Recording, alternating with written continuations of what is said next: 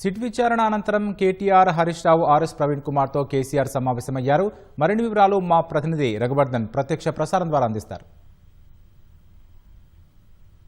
SIT BRS అధినేత కేసీఆర్ ను విచారణ చేసింది. ఈ మధ్యాహ్నం 3 గంటల నుంచి కాసేపటి క్రితం వరకు సిట్ అధికారులు బంజారాహిల్స్ నందినగర్లోని కేసీఆర్ నివాసంలో ఆయనను విచారణ చేశారు. ఆయన వాంగ్మూలాన్ని నమోదు చేశారు. మొత్తం ప్రక్రియను వీడియో రికార్డింగ్ చేశారు. ఫోన్ ట్యాపింగ్ సంబంధించి ఉన్న విషయాలు, గతంలో విచారణ ఆధారాల సమయంలో వెల్లడైన అంశాలు, వాటన్నింటి ఆధారంగా బీఆర్ఎస్ అధినేత కేసీఆర్ ను సిట్ అధికారులు ప్రశ్నించి ఆ వాంగ్మూలాన్ని నమోదు చేశారు.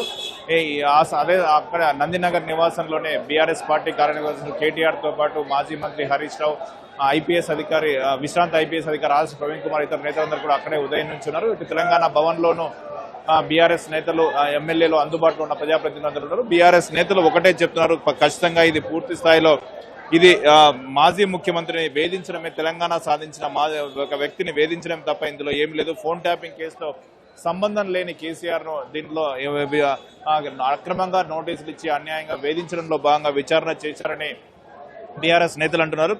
విచారణ ముగిసిన సమయంలో కేటీఆర్ ఎక్స్ లో కొన్ని కీలక అంశాలను పోస్ట్ చేశారు.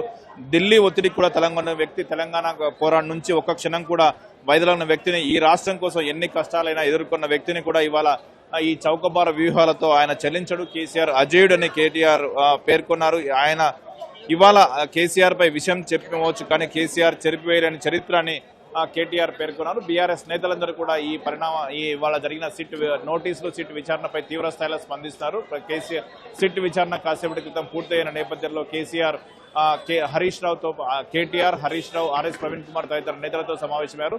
ఉదయం నుంచి తెలంగాణ భవన్ లో ఉన్న ఎమ్మెల్యేలు, ఎమ్మెల్సీలు, ఇతర నేతలందరూ కూడా కేసీఆర్ ను కలిసేందుకు నందినగర్ బయలుదేరి వెళ్తున్న దృశ్యాన్ని మనం చూస్తున్నాం. కాసేపు మొదట కేసీఆర్ తెలంగాణ భవన్ కు వచ్చి మీడియాతో మాట్లాడతారని భావించినప్పటికీ కూడా విచారణ కొంత ఆలస్యమైన నేపథ్యంలో ప్రస్తుతం ప్రజాప్రతినిధులు కావచ్చు, నేతలందరూ కూడా తెలంగాణ భవన్ నుంచి నందినగర్ వెళ్తున్నారు. నందినగర్ వెళ్లి నందినగర్ లో కేసీఆర్ ను కలవనున్నారు. కేసీఆర్ వారితో సమావేశమయ్యే అవకాశం ఉంది.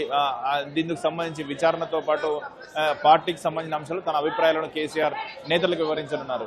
Over to studio.